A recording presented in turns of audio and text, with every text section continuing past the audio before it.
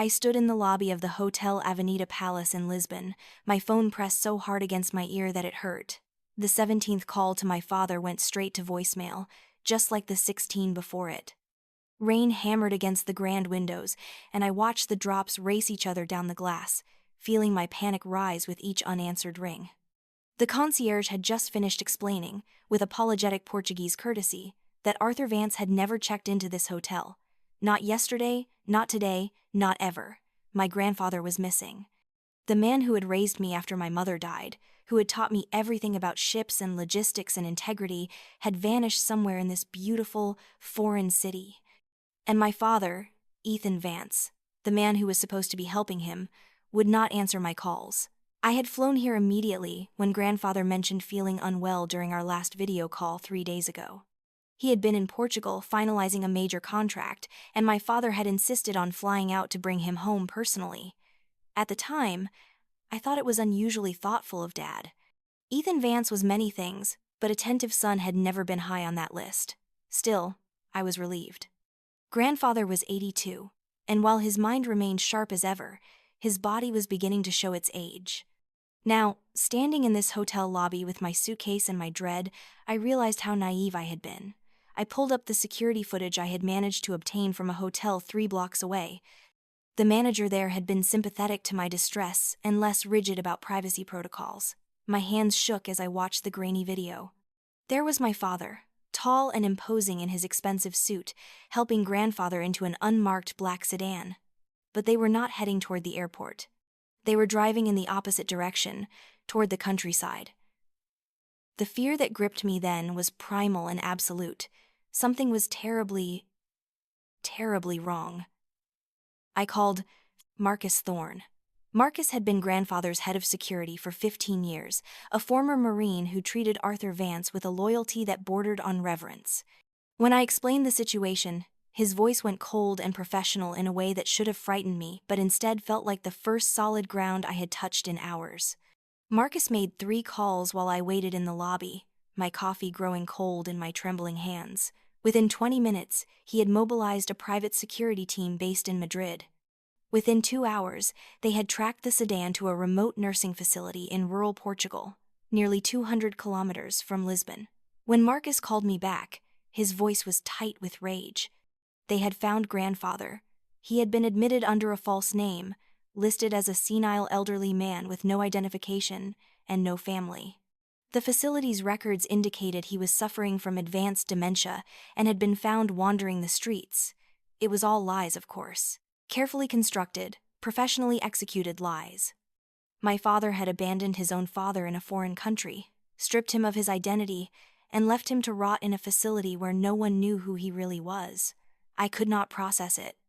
My mind kept rejecting the information, insisting there must be some mistake, some explanation, but then Marcus told me the rest.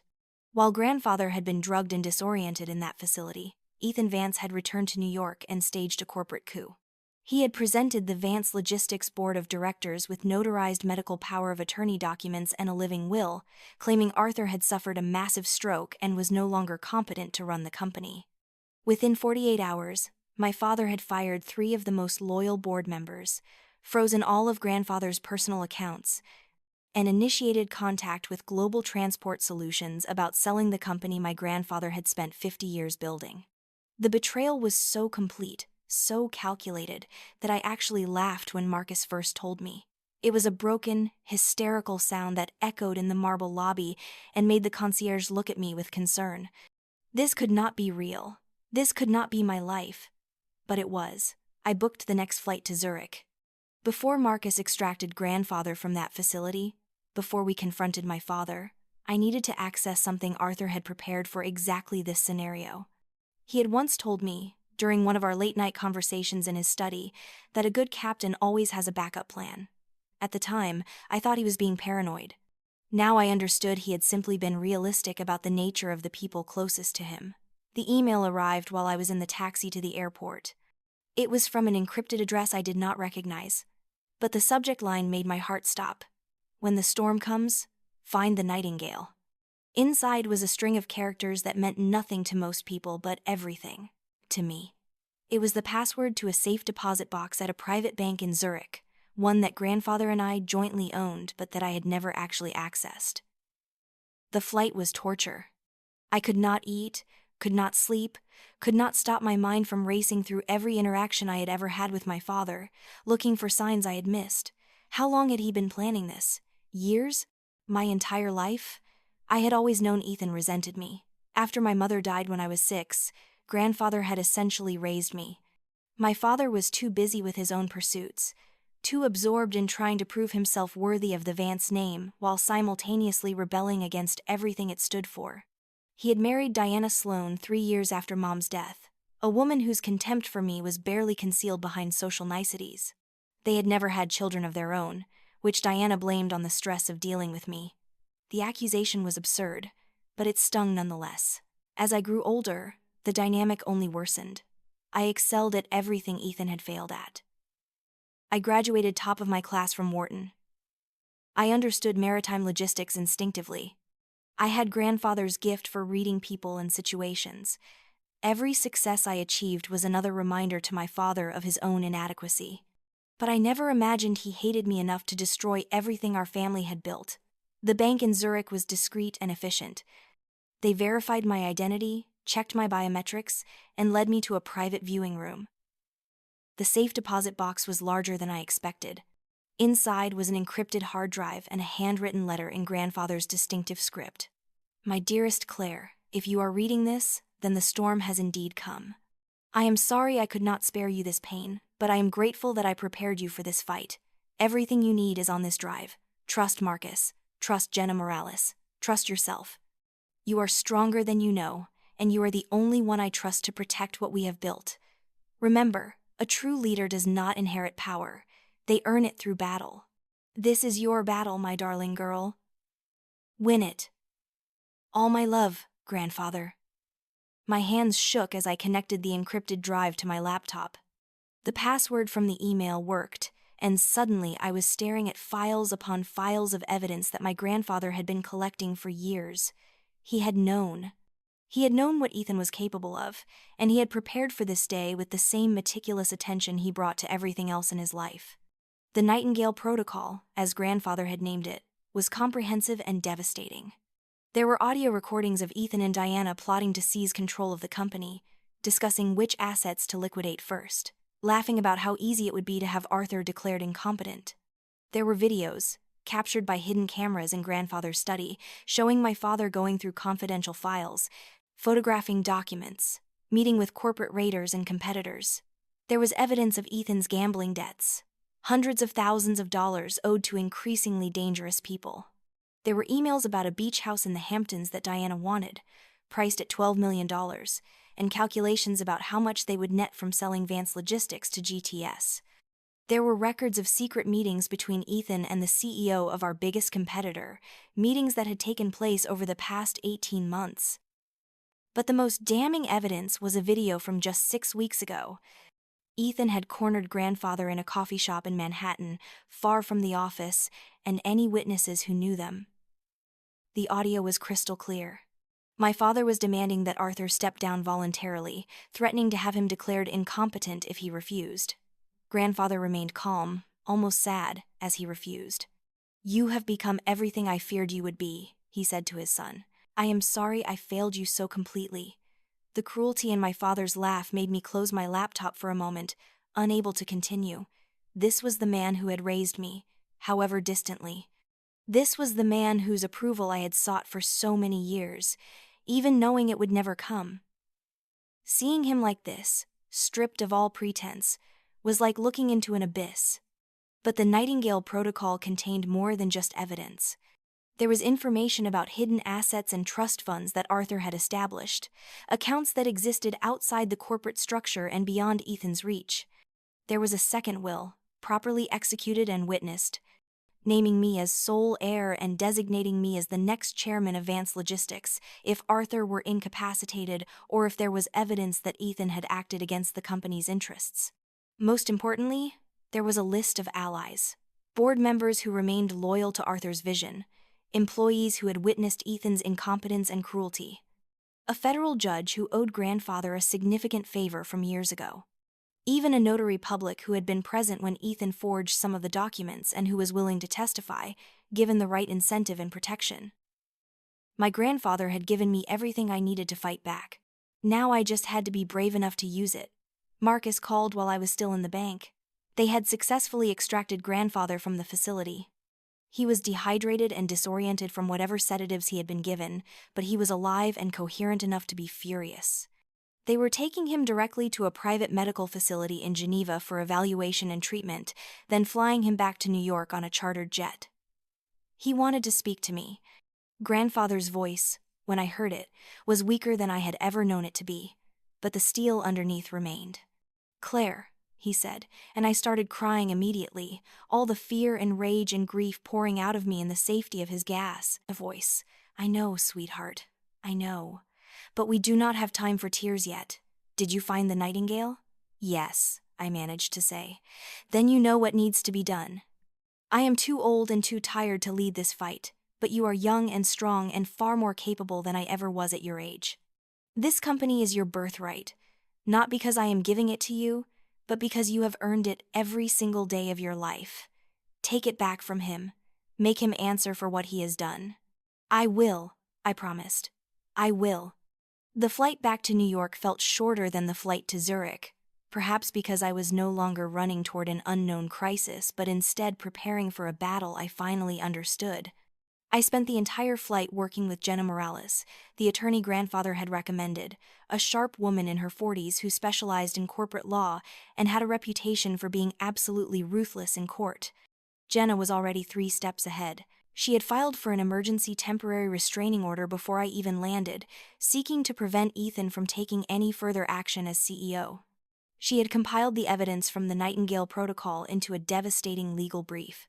She had contacted every member of the board and made it clear that there would be serious legal consequences for anyone who supported Ethan's coup now that the truth was coming to light. We landed in New York on a gray Tuesday morning, and by noon, Jenna had secured the restraining order. Ethan was barred from entering Vance Logistics headquarters or conducting any business on behalf of the company pending a full hearing. The board was in chaos, with members who had supported my father scrambling to distance themselves and those who had remained loyal to grandfather quietly triumphant. But my father was not going down without a fight. The hearing 3 days later was brutal. Ethan had hired one of the most expensive law firms in Manhattan, and they came out swinging. Their strategy was to paint me as the villain, a manipulative granddaughter who had exerted undue influence over an elderly man's declining faculties. They suggested that grandfather was suffering from dementia, that I had isolated him from his son, that I was nothing more than a gold digger who had wormed her way into Arthur Vance's affections for purely mercenary reasons. It was vicious and personal and designed to humiliate me. Diana sat behind Ethan in the courtroom, dressed in black like she was already in mourning, her expression one of wounded dignity. She had given interviews to several gossip blogs, painting herself as a concerned stepmother worried about her husband's elderly father being manipulated by his greedy granddaughter. The narrative was absurd, but it was gaining traction in certain circles. Jenna destroyed them methodically. She started with the medical evidence. Grandfather had been examined by 3 independent physicians since his rescue, all of whom confirmed that he was in full possession of his mental faculties and showed no signs of dementia or cognitive impairment. The drugs found in his system when he was extracted from the Portuguese facility were consistent with someone being deliberately sedated, not someone suffering from a medical emergency. Then, she produced the video of Ethan coercing grandfather in the coffee shop. The courtroom went silent as my father's voice filled the space, cold and threatening. When it ended, Ethan's lawyers looked like they had been physically struck. There was no way to spin that, no way to make it look like anything other than what it was. Jenna called the notary public who had witnessed Ethan forcing grandfather to sign documents that were now being used to justify the coup. The man was clearly terrified, but Marcus had convinced him that testifying was safer than remaining silent. He described how Ethan had threatened him, offered him money, and finally resorted to blackmail to ensure his cooperation. It was damning testimony. The final blow came when Jenna called the CEO of Global Transport Solutions to the stand. The man clearly had not expected to be dragged into a courtroom, and he was visibly uncomfortable as Jenna played recordings of his secret meetings with Ethan. Meetings where they had discussed the fire sale of Vance Logistics assets, the layoffs that would follow the acquisition, and the personal kickbacks Ethan had negotiated for himself. The GTS CEO left the stand pale and shaken, knowing his own company was now facing serious legal exposure. I testified last. Jenna had prepared me carefully, but nothing could really prepare you for sitting in a witness box and describing your father's betrayal to a room full of strangers. I spoke about finding grandfather missing in Lisbon. I described the fear and confusion, the desperate search, the horror of learning he had been abandoned in a foreign facility under a false name. I talked about the Nightingale Protocol and what it revealed about my father's character and intentions, and then Ethan's lawyer made a mistake. He asked me if I really believed my own father capable of such cruelty. I looked directly at Ethan for the first time since entering the courtroom. He met my eyes with an expression of defiant rage, as if I were the one who had wronged him. "Yes," I said quietly. "I believe it because I have seen it my entire life. I have watched him resent his own father for being successful where he failed. I have watched him blame everyone else for his own poor decisions. I have watched him gamble away money that was not his, make deals that benefited only himself, and treat the people who loved him with contempt. I did not want to believe he would go this far, but the evidence does not lie. My father abandoned his 82-year-old father in a foreign country, drugged and confused, with no identification and no way to get home. He did this so he could steal a company he had no ability to run and sell it to the highest bidder. That is not the action of a son. That is the action of a thief and a coward." The courtroom was silent when I finished. Ethan's face had gone white, then red, his jaw clenched so tightly I could see the muscles jumping. Diana had her hand on his arm, restraining him, but her eyes were fixed on me with pure hatred.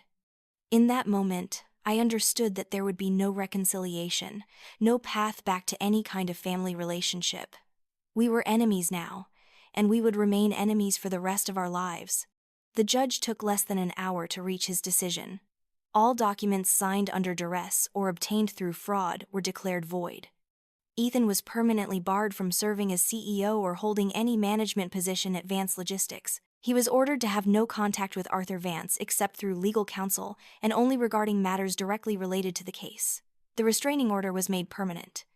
3 days later, the board of directors held an emergency meeting.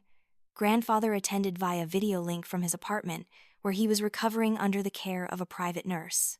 I sat at the head of the conference table, in the chair that had been grandfather's for 50 years, and tried not to show how terrified I was.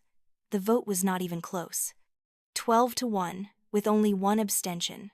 The board removed Ethan Vance from all positions of authority and appointed me as the new CEO of Vance Logistics. I was 29 years old, and I was now responsible for a company with 3,000 employees and annual revenues in the billions. After the meeting ended and everyone had filed out offering their congratulations and assurances of support, I sat alone in the conference room and let myself feel the weight of what had just happened. I had won. We had won, but it felt less like victory and more like survival. Grandfather called me that evening. I was still at the office, going through files and trying to understand the full scope of the damage Ethan had done during his brief tenure as CEO. The contracts he had let lapse, the employees he had fired, the clients he had alienated with his arrogance and poor judgment. It would take months, maybe years, to repair everything he had broken. "You did well today," Grandfather said when I answered. I did not feel like I had done anything, except barely hold myself together, but I accepted the compliment. "What happens now?" I asked. "Now," he said, and I could hear the cold satisfaction in his voice. "We make sure Ethan understands that actions have consequences." I should have known that Grandfather would not be content with simply removing Ethan from power. Arthur Vance had not built an empire by being merciful to those who betrayed him. Over the next few weeks, I watched as Grandfather systematically dismantled everything Ethan had left. First, he used his connections in the financial industry to ensure that Ethan was blacklisted from every major bank and investment firm on Wall Street. No one would hire him. No one would do business with him. No one would even take his calls. For a man whose entire identity was wrapped up in being a master of finance, it was a devastating blow. Then Grandfather did something truly ruthless. He bought out all of Ethan's gambling debts from the various bookies and loan sharks my father owed money to. The debts were considerable, well over $500,000 with interest. But instead of forgiving them or offering some kind of payment plan, grandfather simply transferred the debt into his own name. Now my father owed him everything. The final stroke was almost cruel in its elegance. Grandfather gave Ethan one option to work off his debt. He could take over management of the most troubled division of Vance Logistics, a fleet of aging cargo ships that operated in the Mediterranean and had been losing money for 3 years. It was the same division that Ethan himself had mismanaged a decade ago, making poor decisions about routes and maintenance that had led to their current state. Now he would have to fix his own mistakes or watch the division fail completely while his debt continued to grow. Ethan had no choice but to accept. The alternative was bankruptcy and possibly jail time if some of the more creative accounting practices from his brief reign as CEO came to light. So my father, who had dreamed of being a Wall Street titan, found himself working brutal hours trying to salvage a failing operation in an industry he had always looked down upon. Diana fared no better. The society women who had once courted her favor now avoided her at charity events and country club functions. The scandal of Ethan's attempt to steal his father's company had made them both pariahs in the circles they had tried so hard to be accepted into. Diana filed for divorce within 3 months, citing irreconcilable differences and seeking a division of assets that no longer existed. I heard she moved to Los Angeles and married a retired film producer within a year. I did not care enough to verify if it was true. 6 months after taking over as CEO, I stood in my office at the top of the Vance Logistics building and looked out over the harbor. I could see our ships coming and going, each one carrying goods around the world, each one representing the work and dreams of thousands of people. It was overwhelming and exhilarating and terrifying all at once. Grandfather came to visit me that afternoon. He had recovered well from his ordeal, though he walked with a cane now, and tired more easily than before. But his mind was as sharp as ever, and he still came to the office 3 days a week to offer advice and guidance. We stood, together at the window, watching the ships, and he put his hand on my shoulder. "You are not an heir, Claire," he said quietly. "You are a successor. There is a difference. An heir simply receives what was built for them. A successor takes what was built and makes it greater. You fought for this. You earned it. Now make it into something I could never have imagined." I turned to look at him, this man who had raised me and believed in me, and prepared me for a battle I never wanted to fight. "Thank you," I said, meaning it for so many things I could not put into words.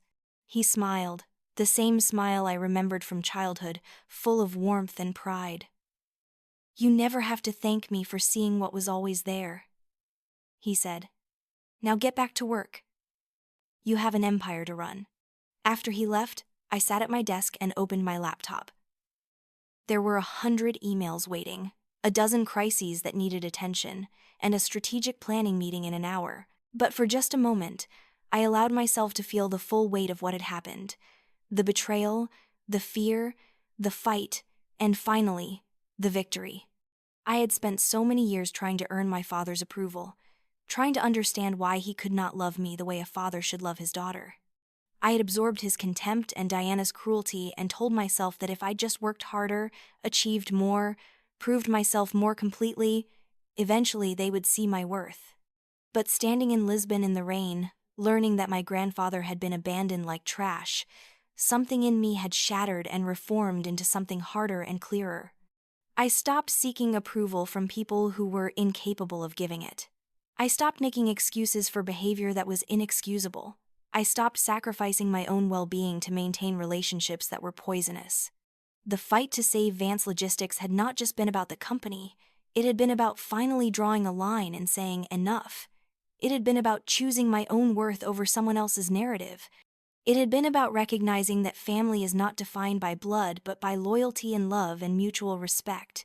And when those things are absent, walking away is not betrayal, it is survival. I still thought about Ethan sometimes, working in that shabby office in Athens, trying to salvage the ships he had once been too important to care about. Part of me felt pity for him, for the smallness of his dreams and the bitterness that had consumed him. But mostly I felt nothing at all. He had made his choices, and now he was living with the consequences. That was not my burden to carry anymore.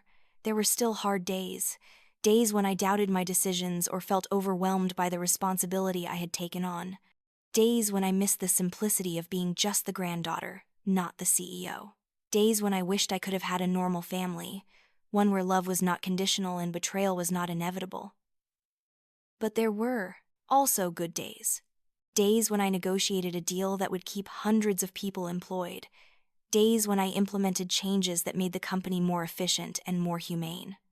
Days when I looked at the numbers and saw that we were not just surviving but thriving under the new direction. Days when grandfather smiled at something I had accomplished, and I knew, absolutely knew, that I was exactly where I was meant to be. I built new relationships with the board members who had supported me. I promoted employees who had shown integrity during the crisis. I hired people smarter than myself in areas where I was weak and listened to their advice.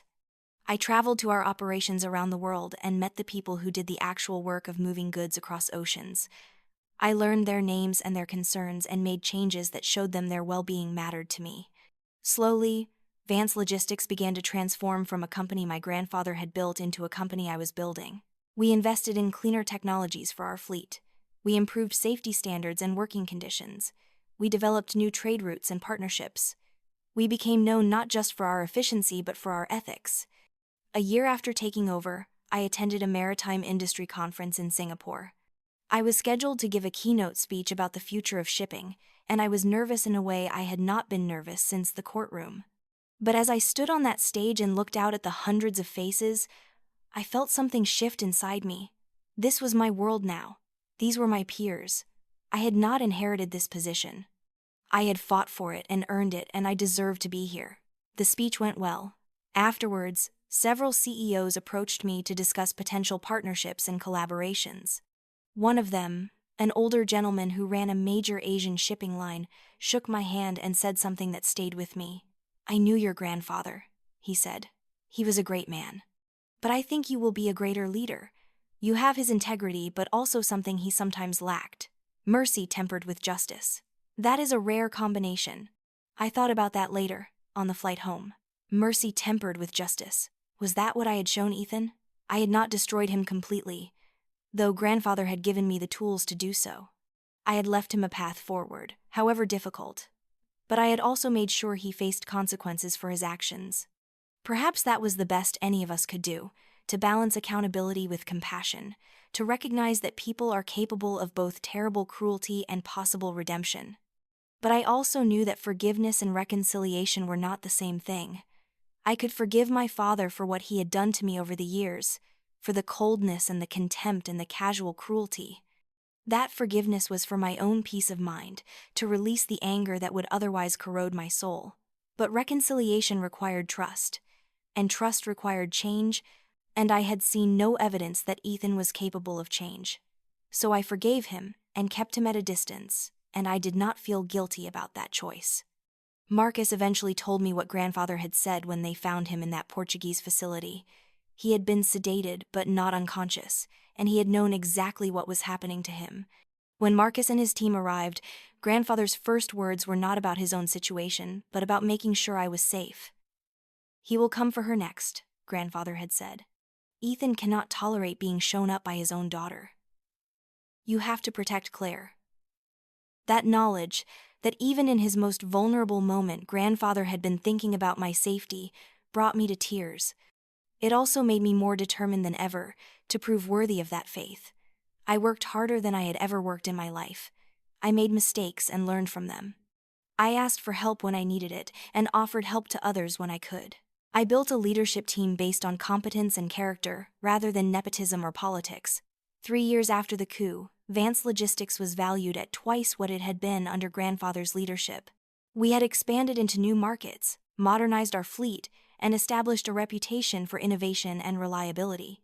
We had been named one of the best companies to work for in our industry, with low turnover and high employee satisfaction. The financial press wrote articles about the surprising success of the young CEO who had taken over a family company in crisis and transformed it into a model of modern corporate governance. But the success that meant the most to me was more personal. I had rebuilt my sense of self-worth on a foundation that no one could take away from me. I had learned that my value did not depend on anyone else's opinion or approval. I had discovered that I was capable of much more than I had ever imagined, not because I was special or privileged, but because I had been forced to fight for something I believed in and discovered reserves of strength I did not know I possessed. I also rebuilt my personal life. I had let it atrophy during the years of trying to prove myself to people who would never be satisfied. I had few real friends and no romantic relationships, having convinced myself that I was too busy or too focused on my career. But after the crisis, I realized that isolation was its own kind of prison. I started saying yes to social invitations. I joined a sailing club and rediscovered my love of being on the water. I traveled for pleasure as well as business. I let people in, cautiously at first, then with growing confidence. I met Daniel at a charity auction 2 years after becoming CEO. He was a professor of environmental science at Columbia, brilliant and kind and completely uninterested in the corporate world I inhabited. We talked for hours that first night about ocean conservation and climate change and the responsibility of shipping companies to minimize their environmental impact. He had no idea who I was or what my family background entailed, and when he found out, it did not change the way he looked at me. He saw me as Claire, not as the Vance heiress or the CEO or the woman who had defeated her father in court, just Claire. Our relationship developed slowly, carefully, both of us having been hurt before and wary of rushing into something we were not ready for. But Daniel taught me that trust was possible, that not everyone had hidden agendas, that love did not have to be transactional or conditional. He supported my work without trying to control it. He challenged my assumptions without undermining my confidence. He made me laugh and think and feel safe in a way I had not felt safe in years. Grandfather adored him immediately. I brought Daniel to Sunday dinner at grandfather's apartment 6 months into our relationship, terrified of how the two most important men in my life would interact. I should not have worried. They spent 2 hours discussing maritime history and environmental policy while I sat back and watched them, feeling something warm and bright unfold in my chest. This was what family was supposed to feel like. This was what love looked like when it was healthy and genuine, and free from the poison of resentment. On my 32nd birthday, I hosted a dinner party at my apartment in Manhattan. It was a modest gathering by the standards I had grown up with, just a dozen close friends and colleagues, but it felt more meaningful than any of the elaborate affairs Diana used to throw. We ate good food and drank good wine and told stories and laughed until our sides hurt. Grandfather gave a toast that night that I will never forget. He raised his glass and looked at me with eyes that were bright with emotion. To Claire, he said, "Who taught an old man that legacy is not about what you leave behind, but about who you leave behind to carry on the work? You have made me prouder than I have any right to be. May you always remember that the greatest victory is not defeating your enemies, but becoming the person you were meant to be." I cried, of course. Everyone did. It was that kind of night, full of gratitude and affection, and the recognition of how far we had all come. Later, when the guests had left and Daniel was helping me clean up, I stood at my window and looked out over the city. Somewhere out there, Ethan was living whatever life he had managed to build from the ruins of his ambitions. I hoped, without much optimism, that he had learned something from his fall, that he had found some measure of peace or at least acceptance. But mostly I hoped that I would never have to think about him again. The trauma of betrayal does not disappear overnight. I still had nightmares sometimes about being trapped in that hotel lobby in Lisbon, unable to find grandfather, unable to make anyone understand the urgency of the situation. I still felt a spike of anxiety when someone in my family circle acted in unexpected ways, my mind immediately jumping to worst-case scenarios. I still struggled with trusting people's motives, always looking for the hidden agenda or the ulterior motive. But I was learning, slowly, to separate past trauma from present reality. I worked with a therapist who specialized in family dynamics and corporate stress, unpacking years of emotional manipulation and neglect. I learned to recognize the patterns of behavior that had allowed me to tolerate mistreatment for so long. The people-pleasing and the desperate need for approval and the willingness to sacrifice my own well-being for the illusion of family harmony. I learned that setting boundaries was not selfish but necessary. That saying no was an act of self-respect.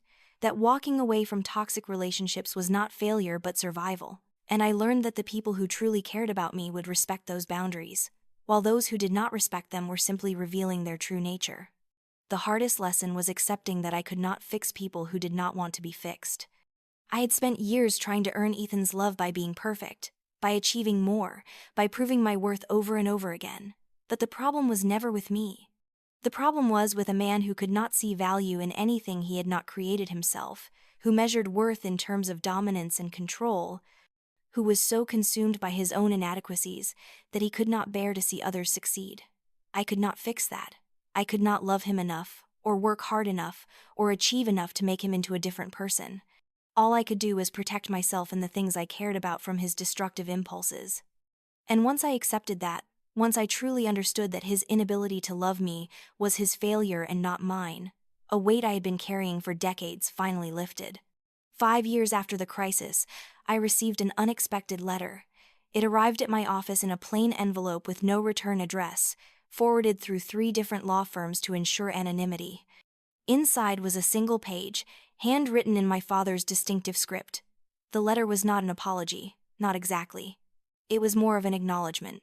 Ethan wrote about the years he had spent working to rebuild the Mediterranean fleet, the long hours and the constant struggle and the humiliation of starting over at the bottom of an industry he had once looked down upon. He wrote about how the work had changed him, or perhaps revealed parts of himself he had long ignored. He wrote about understanding, finally, what grandfather had been trying to teach him his entire life, that leadership was service, and that respect was earned through integrity, not demanded through position. He did not ask for forgiveness. He did not ask for anything at all. He simply stated that he understood now why he had failed, why he had hurt the people who loved him, and why he had almost destroyed everything his father had built. The letter ended with a single sentence that struck me as more honest than anything else he had written. I do not expect you to ever trust me again, but I wanted you to know that you were right to stop me. I read the letter 3 times, looking for manipulation or hidden agenda, but found none. It seemed genuine, as far as I could tell. But genuine or not, it did not change anything fundamental. I could acknowledge his growth without inviting him back into my life. I could hope he had found some measure of peace without needing to be part of it. I put the letter in a locked drawer in my desk and never responded. Perhaps that was cruel. Perhaps a better person would have reached out, would have offered some gesture of reconciliation. But I had learned that protecting my peace was not cruelty. It was wisdom, and I had fought too hard for that peace to risk it on the uncertain promise of a changed man. Daniel and I married in a small ceremony overlooking the ocean, with grandfather officiating and Marcus standing as my witness. It was nothing like the elaborate society weddings Diana used to drag me to, and it was perfect. We honeymooned on a sailing trip through the Greek islands, and I felt more free and more myself than I had in my entire life. When we returned, I discovered I was pregnant. The news terrified me initially. I had spent so much of my life compensating for the family I had been born into that the idea of creating a new family felt overwhelming. What if I failed the way Ethan had failed me? What if I passed on the same patterns of dysfunction and pain? But Daniel reminded me, gently and consistently, that awareness was half the battle. I knew what good parenting looked like because grandfather had shown me. I knew what healthy relationships required because I had learned it through hard experience. I knew the warning signs of toxic behavior because I had lived through them. That knowledge would help me be a better parent, not a worse one. Our daughter was born on a bright morning in May, healthy and loud and absolutely perfect. We named her Eleanor, after my mother. Grandfather held her when she was just hours old, this tiny person who represented the future of the family he had spent his life building. I will not be around to see her grow up, he said quietly, his voice thick with emotion, but I will leave this world knowing she has you as her mother, and that is the greatest gift I could ask for. He was right. Grandfather passed away peacefully in his sleep 2 years later, at the age of 87. His funeral was attended by hundreds of people whose lives he had touched, employees and competitors and old friends from every corner of the maritime world. The tributes spoke of his integrity, his vision, his loyalty, and his kindness. They spoke of a man who had built an empire but never lost sight of his humanity. I delivered the eulogy, standing at the podium with Daniel beside me for support and Eleanor sleeping in her grandmother's arms. I spoke about the man who had raised me, who had believed in me when I did not believe in myself, who had prepared me for a battle he hoped I would never have to fight but knew I could win if necessary. I spoke about his wisdom and his strength and his unwavering commitment to doing what was right, even when it was difficult. And I spoke about legacy, not as something you inherit but as something you build, day by day, choice by choice, relationship by relationship. Grandfather's legacy was not just Vance Logistics or the ships that bore his name. It was the values he instilled in the people who knew him, the example he set through his actions, and the love he gave so freely to those who deserved it. After the funeral, I returned to work. Not because I had to, but because I wanted to. Because leading this company was not a burden I had been forced to accept, but a calling I had chosen to embrace. Because every decision I made, every challenge I faced, every success I achieved was a way of honoring the man who had given me so much. Ethan attended the funeral, standing at the back of the church with his new partner, a woman I did not know. He did not approach me or try to speak to me. He simply stood there, looking older and smaller than I remembered, and when the service ended, he slipped out quietly. I felt nothing when I saw him, not anger, not pain, not even curiosity. He had become a stranger, a person I used to know in another life. That absence of feeling was its own kind of freedom. For so many years, Ethan had occupied so much space in my head and my heart, his approval or disapproval shaping how I saw myself. But now he was simply another person in the world, no more significant to my well-being than any other stranger. I had reclaimed the power I had given him, and it felt like taking my last full breath after years of slowly suffocating. Eleanor grew into a bright, curious child who loved the ocean as much as her great-grandfather had. I took her to the office sometimes, let her sit in the big chair and pretend to give orders to the ships. I told her stories about grandfather, about his adventures at sea and his brilliant mind and his deep capacity for love. I wanted her to know where she came from, but I also wanted her to understand that family was something you could choose and build and protect. Daniel and I were intentional about the family culture we created. We talked openly about feelings and boundaries. We apologized when we made mistakes. We showed Eleanor through our actions that love was not conditional on achievement or perfection, that she had inherent worth simply because she existed. We broke the cycles of dysfunction that had plagued the Vance family for generations, replacing them with patterns of respect and communication and genuine affection. As Eleanor got older, she asked questions about my father. I answered them honestly but age-appropriately, explaining that sometimes people in families hurt each other and that it was okay to love someone from a distance if that was what kept you safe. She seemed to accept this, the way children accept all manner of truths about the complicated adult world. When she was 7, she asked if she would take over the company someday, the way I had taken over from grandfather. I knelt down to her level and looked into her eyes, so like my own. "You can do anything you want with your life," I told her. "If you want to run this company, I will teach you everything I know. But if you want to be a scientist or an artist or a teacher or anything else, I will support that too. Your life is yours to build, not something you have to inherit." She thought about this seriously, then nodded. "Can I decide later?" she asked. "Of course," I said, hugging her tight. "You have all the time in the world to figure out who you want to be." That conversation stayed with me, a reminder of how different Eleanor's childhood was from my own. She would never have to fight for love or approval. She would never have to wonder if she was valued. She would grow up knowing, bone deep, that she was cherished for exactly who she was, not for what she could achieve or what she could provide. Breaking generational trauma was not easy. There were moments when I caught myself repeating patterns from my own childhood, when I had to consciously choose a different response. There were times when my instinct was to be cold or distant or to withhold affection as a form of control, and I had to remind myself that those impulses came from wounds I was still healing, not from who I wanted to be as a mother. But every time I made a different choice, every time I responded with warmth instead of coldness, with openness instead of judgment, with unconditional love instead of conditional approval, I felt something shift. I was not just raising Eleanor, I was healing myself, proving that the cycle could be broken, that the past did not have to define the future. 10 years after becoming CEO, Vance Logistics was recognized as one of the most innovative and sustainable shipping companies in the world. We had pioneered new technologies for reducing emissions, established industry-leading safety standards, and created a corporate culture that valued people as much as profits. The financial success was gratifying, but what mattered more was knowing that thousands of people could support their families because of decisions I had made, that we were conducting business in a way that honored both the planet and its people. I was invited to speak at Harvard Business School, my father's alma mater, about corporate leadership and family businesses. Standing in that lecture hall, looking out at young people who reminded me of myself at their age, I spoke honestly about the challenges I had faced and the lessons I had learned. I talked about the coup attempt, the betrayal, the fight to reclaim what was rightfully mine. But I also talked about the deeper journey, the one that had required me to examine my own complicity in toxic dynamics, to recognize where I had sacrificed my own well-being for the illusion of family harmony, to learn the difference between loyalty and self-destruction. The response was overwhelming.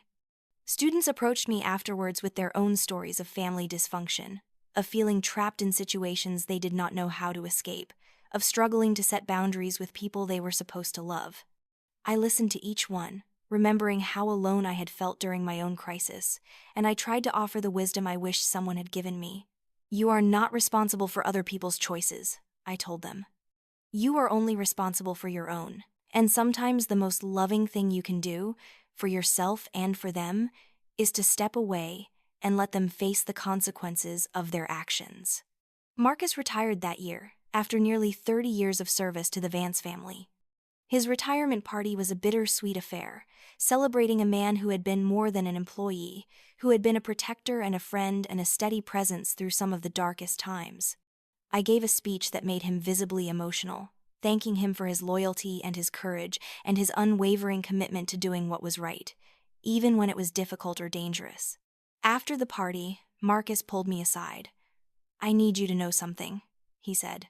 "When your grandfather first told me what he suspected Ethan was planning, I wanted to confront your father immediately, to stop him before he could act.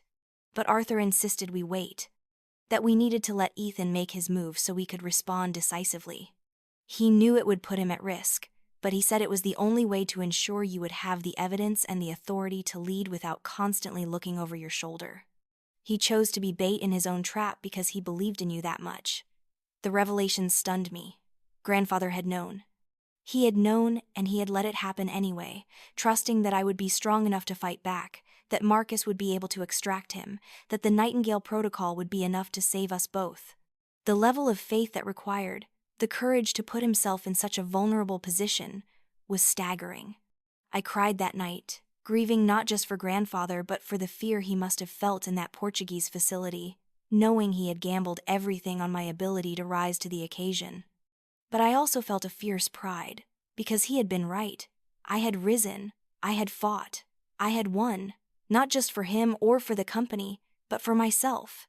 The years that followed brought their own challenges and triumphs. There were economic downturns to navigate, competitors to outmaneuver, technological disruptions to adapt to. There were personal struggles too, moments of doubt and exhaustion, and the constant balancing act of being a mother and a CEO and a wife and a human being who needed rest and joy and connection. But through it all, I held on to the lessons I had learned during those dark days in Lisbon and Zurich and the New York courtroom. I knew my worth now, and I knew it was not contingent on anyone else's validation. I had learned to trust my judgment, to set boundaries, to walk away from situations that did not serve me. I had learned that being strong did not mean never being afraid, but rather being afraid and acting anyway.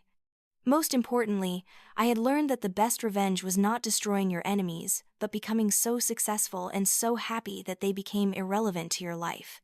Ethan was still out there somewhere, living whatever life he had managed to build, but his existence no longer had any bearing on mine. He could not hurt me anymore because I had taken back all the power I had ever given him. On the 15th anniversary of becoming CEO, the board threw a celebration at the office. There were speeches and champagne and a video montage of the company's achievements over the past decade and a half. I stood there surrounded by people who had become like family, people who respected and valued me, people I had built this success with, and I felt a profound sense of gratitude. This was my life now. Not the life I had imagined as a girl, not the life I had been born into, but the life I had fought for and built with my own hands. It was messy and complicated and beautiful, filled with love and purpose, and the deep satisfaction of knowing I had stayed true to myself, even when it would have been easier to compromise. Eleanor was 12 now, old enough to understand more of the story. One evening, as we sat together watching the sunset from our home in Connecticut, she asked me about the coup. She had heard bits and pieces over the years, but she wanted to know the full story, so I told her, not shielding her from the difficult parts but also helping her understand the context and the complexity. When I finished, she was quiet for a long time. Then she said, "I am glad you fought back. I am glad you did not let him win." "Me too," I said, putting my arm around her. "But you know what I am most glad about?" "What?" she asked. "I am glad I learned that my worth is not determined by whether other people can see it. I am glad I learned to protect myself. And I am glad that you will grow up knowing those things from the start, instead of having to learn them the hard way." She leaned against me, and we sat there in comfortable silence, watching the light fade from the sky. This moment, right here, was worth everything I had gone through. The betrayal, the fear, the fight, the years of healing. All of it had led to this, to a life where I was genuinely happy, genuinely at peace, genuinely free. Years later, when I was 50, and Eleanor was preparing to graduate from college with a degree in marine biology, I received one more letter from Ethan. He was 70 by then, still working for Vance Logistics in a reduced capacity, managing the Mediterranean fleet that had become surprisingly profitable under his leadership. The letter was brief and to the point. He was proud of what I had accomplished. He understood why we could not have a relationship. He wanted me to know that he was grateful I had given him the chance to prove he could do something meaningful, even if it was too late to repair the damage he had caused. This time, I wrote back. Not because I wanted a relationship or because I had forgiven everything, but because I had reached a place where I could acknowledge his growth without needing to protect myself from him anymore.